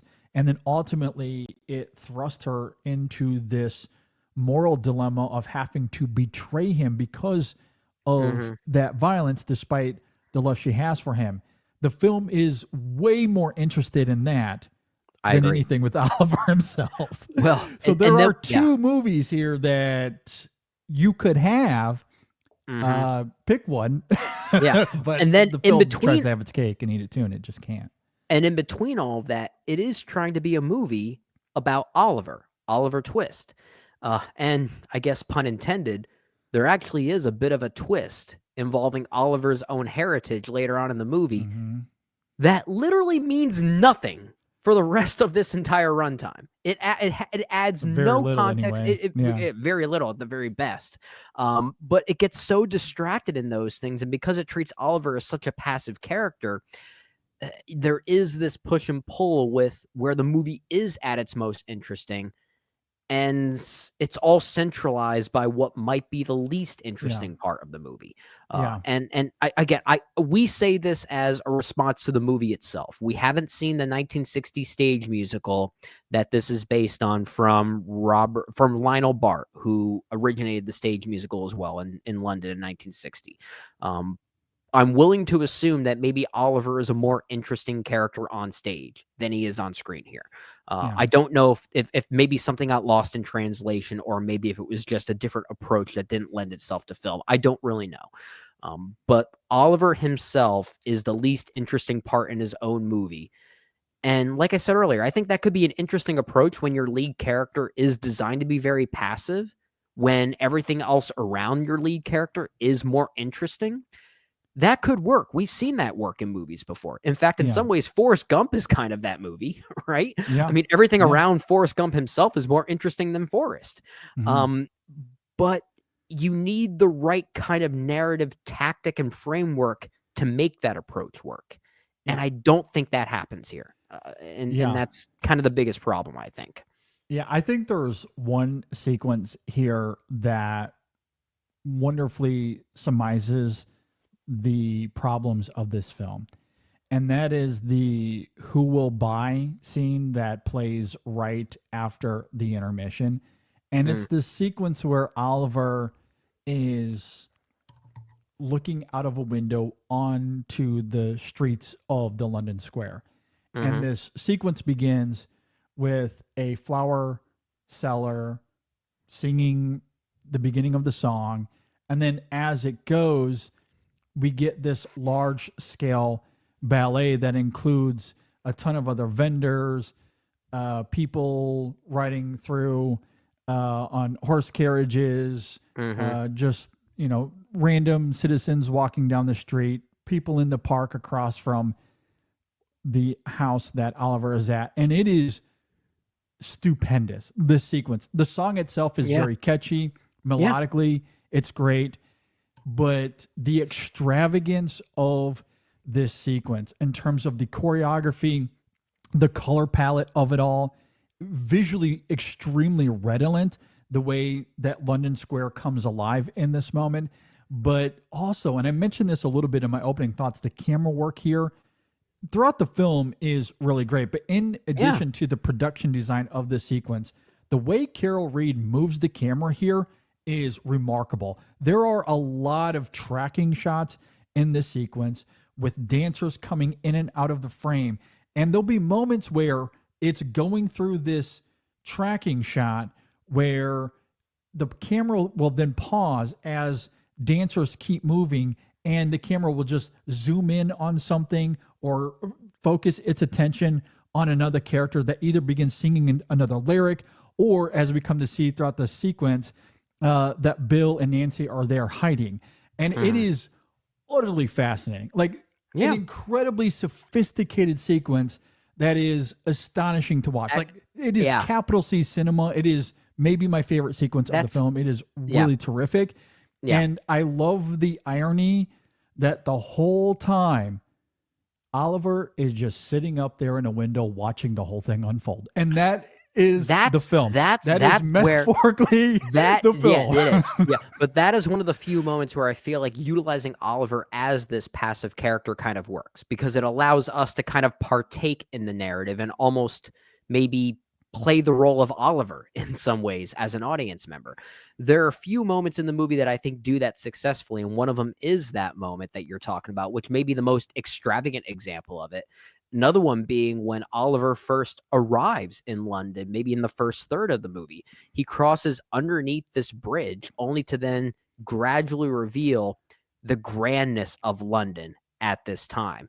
It kind of reminded me of, this is a weird example, I don't know if Brad Bird was influenced by this movie in some ways, but I think of Remy the Rat when he's climbing up the drain pipe and it reveals the landscape of Paris in Ratatouille. I was kind of reminded of that in a way, just the magical qualities of that reveal. We get that here. And I think those are the few moments where I think utilizing Oliver as kind of a blank slate kind of works. But then we disconnect from that when the actual narrative picks back up.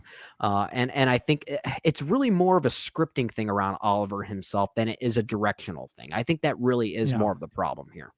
No, I agree. I mean, a lot of the musical sequences and how they utilize Oliver is really great. Like Glorious Food to begin the film, I think is also great.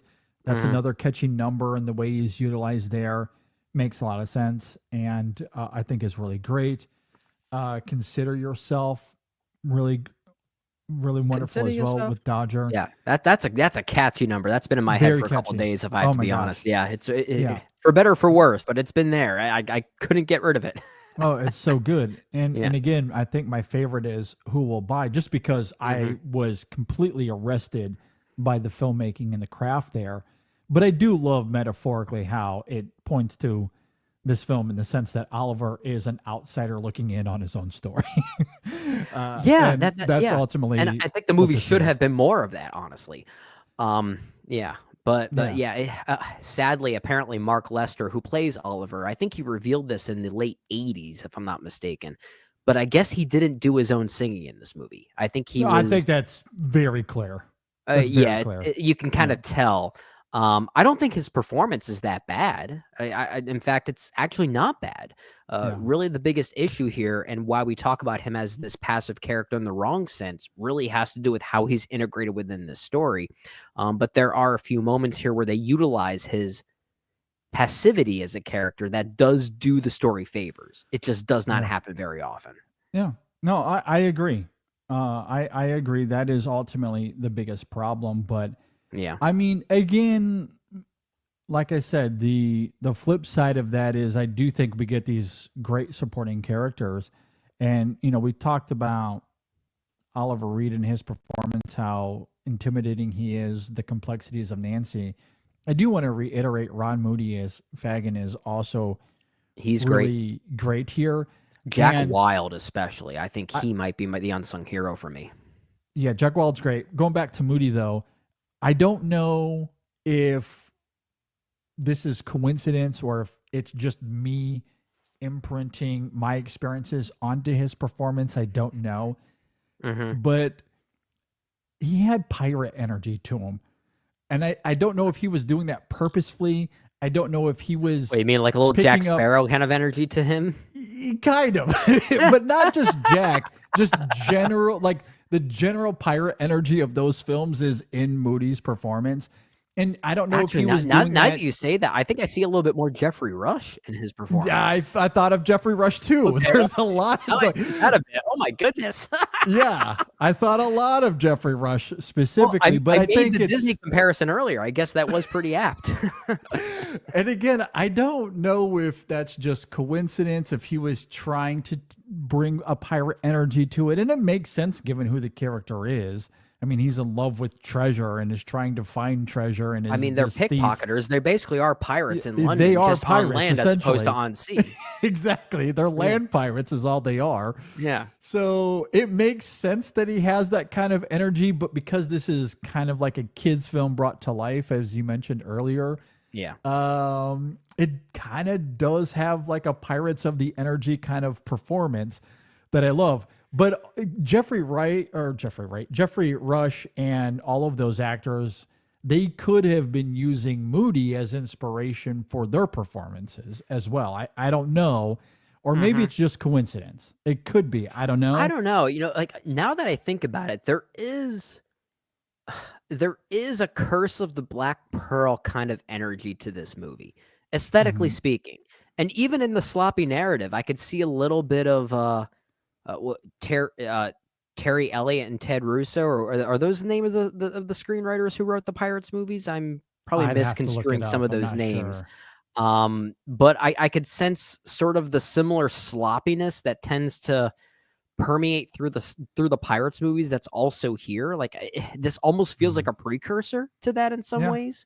Yeah, Ted Elliott, Terry Rossio, Okay. the writers for that. So For at least for correcting me. Curse. That's what I'm looking at least here. for Curse. Thank you for correcting me on that. But I can sense some similarities there now that you talk about that, which Yeah. again, it's not making me like the movie more, but it's making me respect the movie more as kind of like a Yeah. strange live action Disney movie that's not a live action Disney Yeah. movie. I know. It weirdly is kind of a precursor Yeah. to those live action films. And again, I don't know if that could just be pure coincidence. Truly Maybe. have no idea. But you can't help but see the parallels there. And it makes sense, again, given who these characters are and what they're trying to do. I mean, they are pirates. So it makes sense, but I thought that was funny. It was an observation. Wanted to throw that out there because I thought about it a lot. I think that makes for the Watching most the film. fascinating part of this conversation, honestly. It makes me happy this movie exists as a pre-Pirates of the Caribbean example, I guess. Yeah. I mean, that's really all that I have on the film. I mean, I don't think this is an overly sophisticated film, especially if you're familiar with the story of Oliver Twist. I mean, all of the familiar themes and plot lines are here, slightly tweaked in some ways, but it is going to be very familiar. The songs, though, are really good. The camera work is mesmerizing. I cannot emphasize that again. I truly think the craft here is engrossing. And I don't know, like maybe that was enough for 1968 when it comes to Best Picture. I don't know. It was early nostalgia creeping in, I think. Yeah. I think in many ways it must have pleased members of the Academy that still gravitated towards The Sound of Music and West Side Story. Even if it's not nearly in the same league as those movies, it was more reminiscent of those movies. Yeah. And perhaps that's all it simply was. Yeah, I mean, and it's, it's a little bit of what the Academy does from time to time in the sense that, and again, I don't want to disparage the other nominees because I haven't seen them all. Funny Girl, I have seen. I do like that film. These others, though, I don't think that I've seen. The Lion in Winter, although I do want to see that one. Rachel, Romeo and Juliet. Don't necessarily want to speak to them. I don't want to sit here and say, oh, this is a terrible lineup. I don't know. But 1968 was the year of 2001: A Space Odyssey, most famously. Rosemary's Baby came out that year as well. Great movie. Yeah, Planet of the Apes, if you think that belonged here, that was never going to belong here, I don't think. But yeah, like, I mean, Bullet 2001: A also came out Space that year. Odyssey got a Best Director nomination, if I'm not mistaken. Yeah, so like when you look at the history of film that year, there are some great all-timers that came out in 68. It's just not necessarily represented with the nominees selected for Best Picture. I like Funny. I like Funny Girl quite a bit. Of the nominees that actually did get nominated for Best Picture, that's my favorite that I've seen. And those that I have seen are Funny Girl, Oliver, and Romeo and Juliet. And the rest of the others I haven't seen. But of those three, Oliver is my least favorite of those three. Yeah. Yeah, understandable. And probably will be the same for me once I catch up with some of those others. But yeah, I mean, a really good year for I shouldn't say really good year, but certainly a good year for film on the whole. It just wasn't represented at the Academy. Well, that that happens a lot. That happens, all the yeah. time. Where you can have a great year for film, and the Academy doesn't necessarily recognize it among their Best Picture nominees. Yeah, and especially the winner. And that happens all the time. That was certainly the case with 68 and Oliver. Yeah. But again, I do think it is one of those movies, much like a Coda, and I cannot at all stand the discourse around Coda. I think it is utter garbage and wholly disingenuous. But that's the thing with art and sports. I won't go down that rabbit hole, but you all know how I feel about it.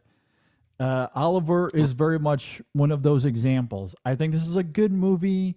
It's, as we've been talking about, it's like a live action Disney film of its time.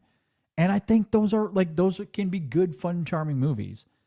And Sure. I like Oliver as that. It just doesn't hold up as a good Best Picture winner. How That's do it.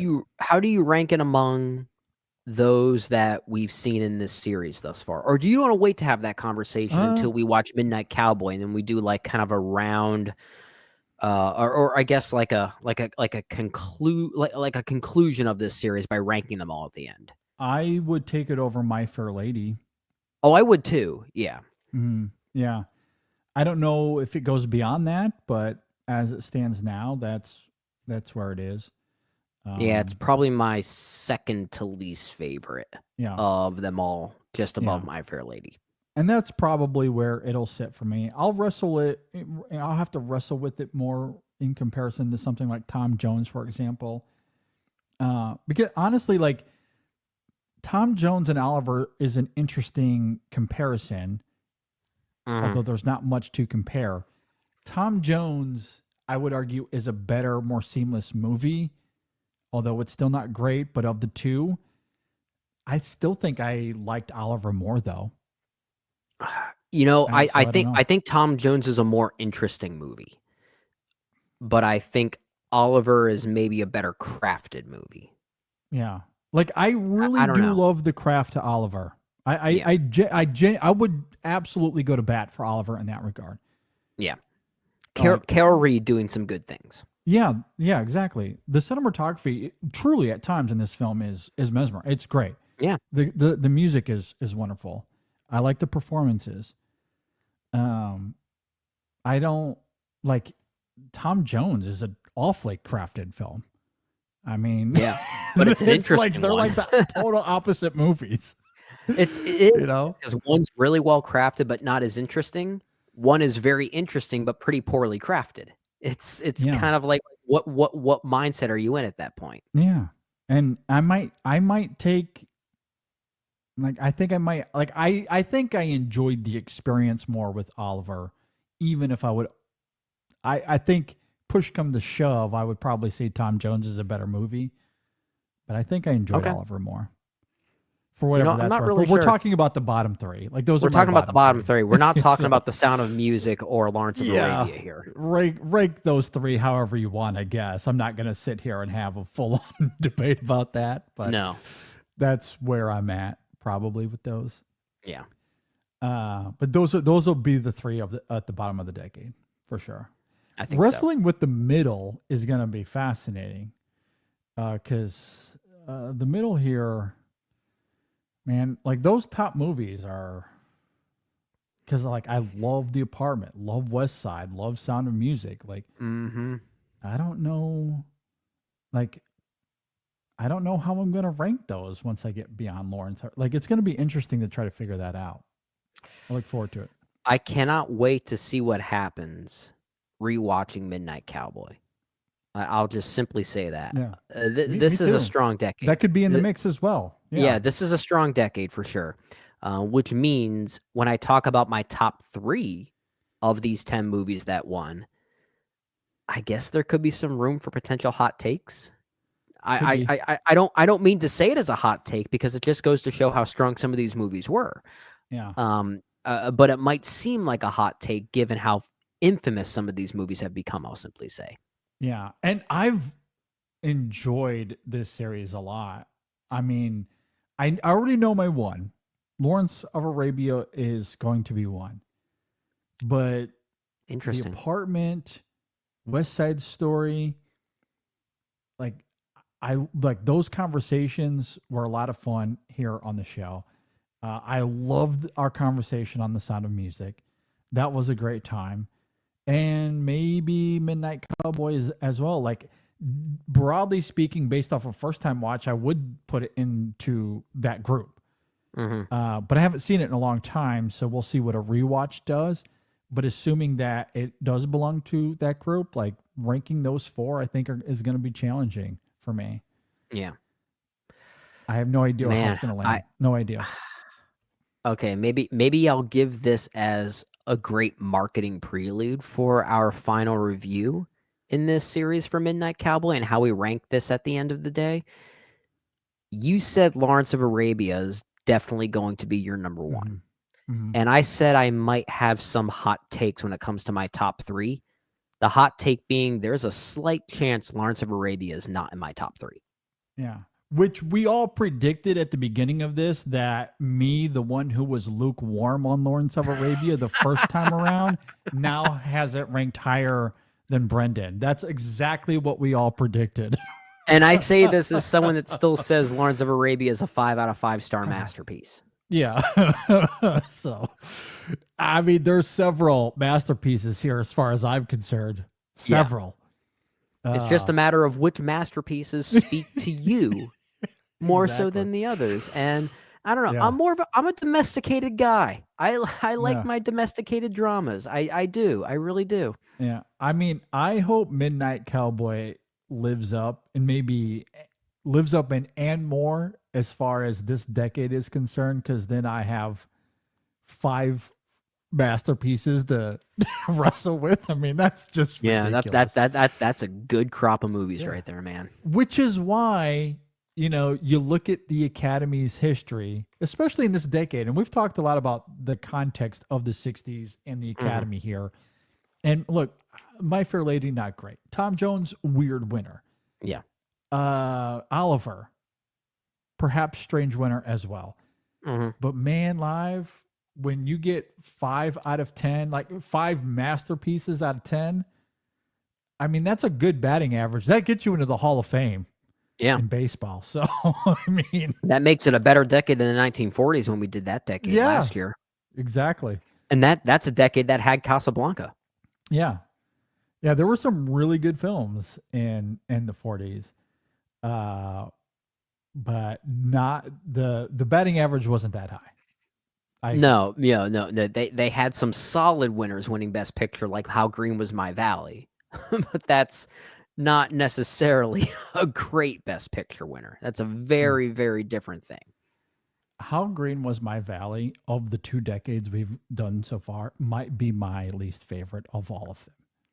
I can't go that far when a movie like My Fair Lady exists. That's me being that's you letting your Citizen Kane bias come out. Yeah, that's me being indignant, but it's still on the low end for me. Well, I will say this about the 1940s versus the 1960s. If we're just looking at these 2 decades in particular, while I think the 1960s was certainly more consistent as far as what the Academy offered Best Picture to, the 1940s may have the best winner of both decades with Casablanca. Could be. Yeah. I mean, I don't know where I would rank Casablanca in mixed with the masterpieces of the 60s that we've talked about. I don't know. That's interesting. Really interesting. I don't know where I would rank it. It's certainly up there. Maybe 2. I don't know. I mean, it's certainly top 3 at very least. Yeah. Top 3, no doubt. Yeah. I agree. All right. Well, we'll wrestle with that maybe a little bit more next week as we round out the 60s with Midnight Cowboy. As far as Oliver is concerned, let us know if you agree or disagree with our takes on that film. If you're watching on YouTube, you can leave a comment below. If you're listening on Apple Podcasts or Spotify, hit us up on social media, Facebook, Twitter, Instagram, Blue Sky. We would love to hear from you. Please reach out to us. Let us know. As we wind down here, I mean, we are going a little long. I think we'll just go ahead and end the show here.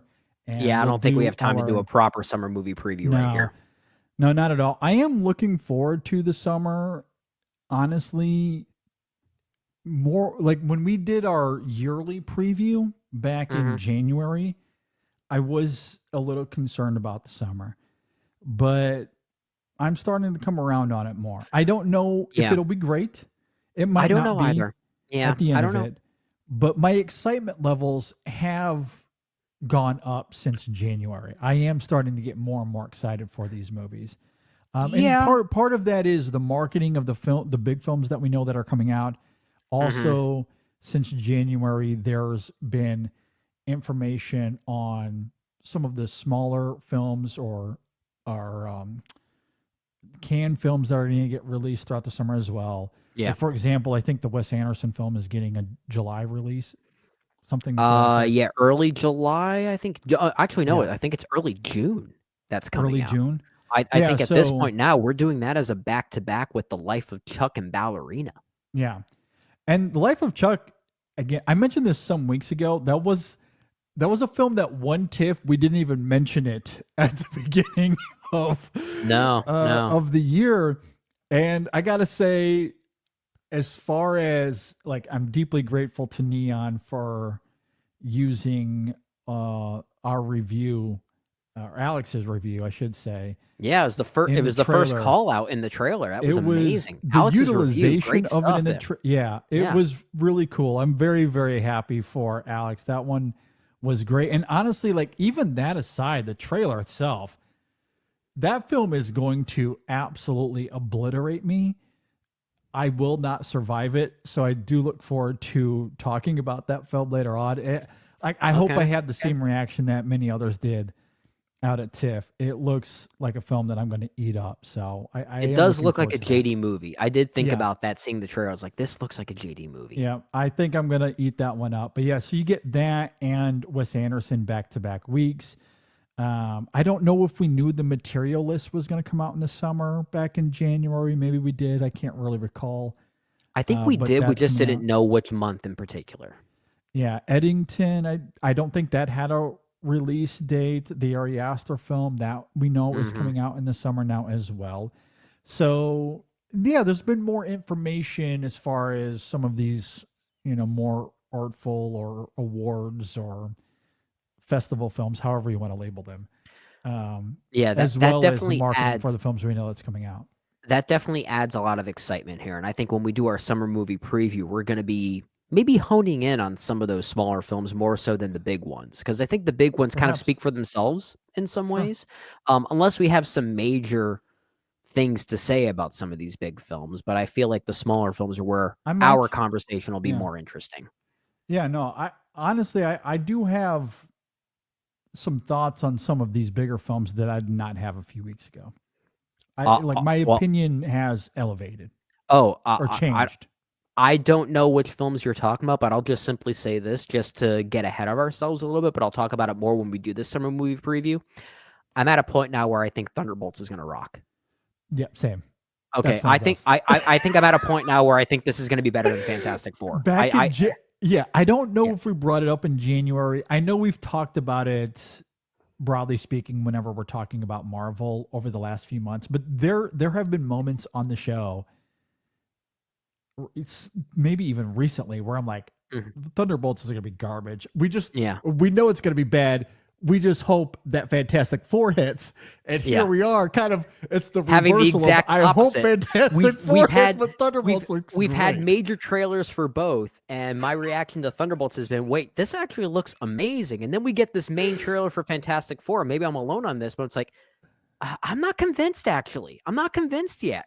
But I'm actually kind of convinced on Thunderbolts, if I'm being honest. I'm very much convinced on Thunderbolts too. Like I've done a total 180 on that. It actually since looks like a January. movie. It looks like a movie. It looks good, yeah. Looks real good. Fingers crossed. I am still excited for Fantastic Four. I did really like the trailer, and that film does look like it's going to end on a dour note. But I like some of the changes and updates to Fantastic Four. I think is going to be interesting. So I think familiar as it's going to be, it looks like they've done enough to rejuvenate those characters and the world that they're in. I hope so. In particular, I hope so. The thing that movie needs to be successful is probably something that they're holding very close to the chest that they haven't really given us yet. It's the camaraderie and the banter and the chemistry of its four lead characters, of its four lead actors, which in that trailer, I have to admit, I didn't really sense yet. I'm just not really feeling it just yet. And perhaps that's something that they're just, holding off on. They don't want to reveal how good their chemistry might be. Yeah. And if that's the case, then great marketing on them. Yeah, and it does seem as if they're holding back on that. Yeah. Which might be the emphasis of the second trailer. I don't know. Mm-hmm. This first trailer clearly was playing up how famous they are in this world, how endeared they are in this world. And I think that's very important given that they're also playing up the stakes of what's at play. Sure. And given that this is leading into the whole doomsday of it all, that planet it's dead. Gonna die. It's gonna die. The second thing lifted that car and the kids started cheering. It's like, well, they're all dead. They're all dead. Yeah, exactly. That's exactly what's gonna happen. So prepare to have your hearts broken. Yeah. At any rate, we'll have a full-on summer preview. We'll expand on all this later. With that, we'll go ahead and get out of here for this week. Just want to remind everyone, please subscribe to the show. Whether you're watching us on YouTube, we would love for you to subscribe, like the video, leave a comment, all that fun stuff. If you're listening on Apple Podcasts or Spotify, please subscribe to the show. Make sure you tune in each and every week. Leave a review on Apple Podcasts. We would love a review. We really do need to. I need to go back and look and see what new reviews we have and read those on the show. I want to get back to that. Oh, yeah. That's something we should do. So leave a review on Apple Podcasts. We'll come and read it here on the show. We do appreciate everyone's support. If you want to become an InSession Film VIP, be sure to do that as well. Get access to all of our bonus content. Well, Brendan and I need to come up with something for April. So hopefully we'll have some bonus content coming soon as well. Yeah. In the meantime, thanks for listening, everybody. Thanks for watching. We'll see you next time on the InSession Film Podcast. I've sinned. Oh, love my sinner.